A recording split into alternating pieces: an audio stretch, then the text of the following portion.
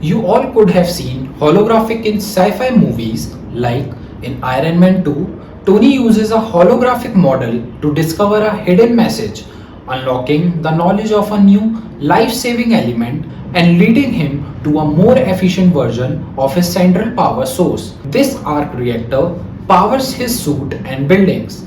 And in Harry Potter and the Sorcerers of Stone, Harry purchases chocolate frogs from the Hogwarts Express snack cart on the train. The chocolate frog escapes through the train window, but Harry gets a famous witches and the wizard's holographic trade card.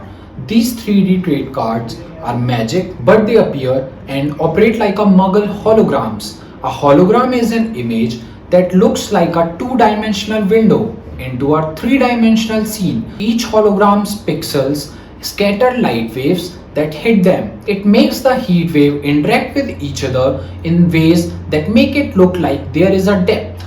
Holograms have evolved with the artificial intelligence and could generate photorealistic color on smartphones. In virtual reality and the augmented reality, we can find 3D holograms which generate photorealistic colors. Researchers from MIT have taken a step further to produce holograms with the help of deep learning. Now, laptops can generate holograms efficiently.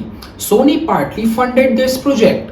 Physics simulation. A simulation is a recreation of actual world occurrence used to figure out the space for each point, which is as easy as cutting a cake into 8 slices with 8 precise cuts, states the MIT researchers. Lookup tables, an operation that retrieves the corresponding output values from a given set of an input values in the table, is used for computer generated holography like marking each slice edges before cutting. It saves some time because the researchers don't have to figure out where to cut, but it still takes a long time to make all 8 cuts. The convolutional neural network is a system that roughly imitates how the human brain processes visual information. It learns shortcuts to make an entire hologram without figuring it out how each piece of it looks separately.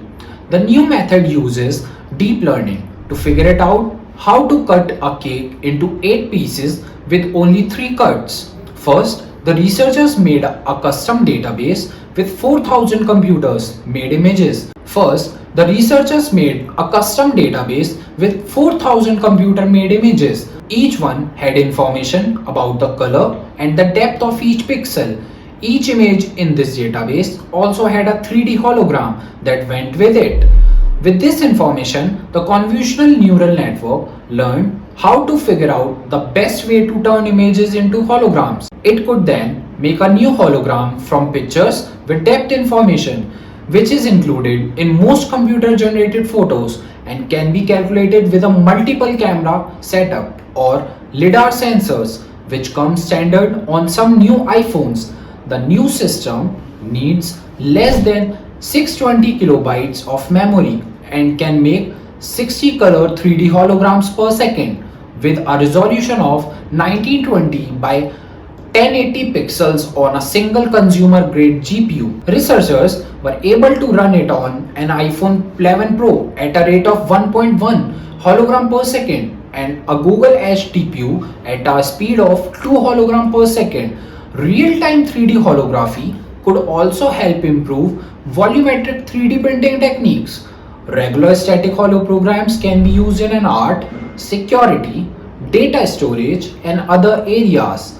These techniques make 3D objects by printing images onto vats of liquids and can create hollow structures that are very complicated, and also with optical and acoustic tweezers that can move tiny pieces of matter and holographic microscopes that can look inside cells. The researchers stated that in the future, eye tracking technology could help holograms to speed up the system by making high resolution holograms only where the eyes are looking. Another idea is to make holograms based on how well a person can see to that. People who wear glasses don't need a special VR headsets that match their eye prescription. Shortly, a digital device can be equipped with hologram technology and could open with an astonishing interface like in the movies and could navigate the interface with our hand gesture. So, what do you think about this technology? Let us know in the comments and don't forget to like, share, and subscribe.